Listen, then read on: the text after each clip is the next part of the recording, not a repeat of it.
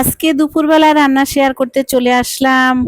কচুর ছড়া দিয়ে চিংড়ি শুটকি দিয়ে রান্না করেছি। আপনারা সবাই কেমন আছেন আমার প্রিয় বন্ধুরা? এই যে আমি তেল দিয়ে দিয়েছি কড়াইতে, দিয়ে পেঁয়াজ রসুন দিয়ে ভালোভাবে নেড়েচেড়ে আমি কচুর ছড়াটা কেটে ধুয়ে পরিষ্কার করে আগে রেখেছি। এখন আমি দিয়ে দিলাম সোমবারে। এরপর হলুদের গুঁড়া, মরিচের গুঁড়া, জিরা ধনিয়ার গুঁড়া, সাথে পরিমাণ মতো লবণ দিয়ে দিলাম। এই দেখেন কালারটা কি সুন্দর আসছে না? অন্য চুলায় অন্য কড়াইতে কিন্তু মাছ ভাজতেছিলাম। তো এখন এই যে রান্নাটা করতেছি আমি সকাল 6:30 বাজে।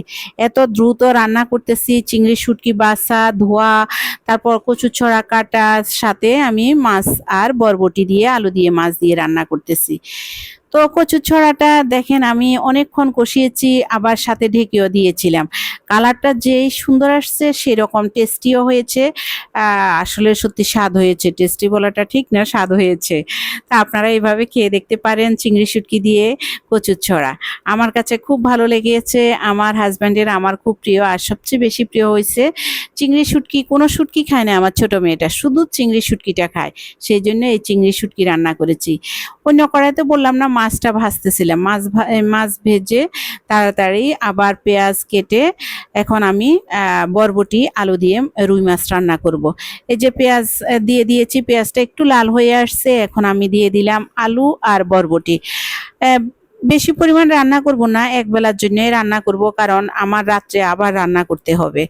তো এই যে আমি হলুদের গুঁড়া, মরিচের গুঁড়া, জিরা ধনিয়ার গুঁড়া, পরিমাণ মতো লবণ আমি বরবটিতে দিয়ে দিলাম। দিয়ে আমি ভালোভাবে নেড়ে চেড়ে এটা ঢেকে ঢেকে রান্না করতে হবে, কারণ বরবটি একদম সিদ্ধ হতে চায় না। বরবটি রান্না করতে একদম সাবধান। আদা বাটা অবশ্যই দিবেন, আদা বাটাটা দিলে কিন্তু একদম তাড়াতাড়ি সিদ্ধ হয়ে যায়, একদম সফট হয়ে যায়। আমি ঢেকে দিয়েছি এবং সাথে একটু আদা বাটাও দিয়ে দিয়েছি। ফ্রিজে রেখেছি, আদা উঠতে চাচ্ছে না। এখন তাড়াতাড়ি বটি দিয়ে কেটে দিয়ে দিলাম। কি করব, এত দ্রুত আমার হাজব্যান্ডের অফিস খোলা, অফিসের খাবার দিতে হবে, কারণ আজকে খোলার দিন। এখনো সব অফিস আদালত খোলা হয় নাই, আমার হাজব্যান্ডের খুলে গেছে। তো সেই অনুপাতে এত দ্রুত রান্না করতে হচ্ছে, বাইরে খাওয়া দাওয়ার ব্যবস্থাও নাই, খাওয়ার তো দিতে হবে। এই কারণে আমি খুব তাড়াতাড়ি করতেছি। আমার দুইটা তরকারি অনেক মজা হয়েছে। পরিমাণ মতো ঝোলটা দিয়ে দিলাম, আমার কষানো শেষ। এই যে পাশে আবার অন্য তরকারি, এক তরকারি এদিকে হচ্ছে, অন্য তরকারিটা হয়ে গেছে, নামিয়ে ফেলেছি। এখন চা বসিয়ে দিলাম, চার দুধ একদম উতরিয়ে গিয়েছে। এখন লংটা দিয়ে দিলাম, চা পাতাও দিয়ে দিব। সাথে সকালবেলার নাস্তা হচ্ছে আজকে দই চিড়া।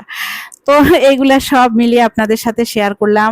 আপনারা সবাই আমার সাথে থাকবেন, পাশে থাকবেন, লাইক কমেন্টস করবেন, আমার পুরো ভিডিওটা দেখবেন, কমেন্টসের মাধ্যমে জানাবেন কেমন হয়েছে। আজকে এ পর্যন্ত, আপনারা সবাই ভালো থাকবেন, সুস্থ থাকবেন। আমার পুরো ভিডিও দেখে আপনারা আমাকে জানাবেন।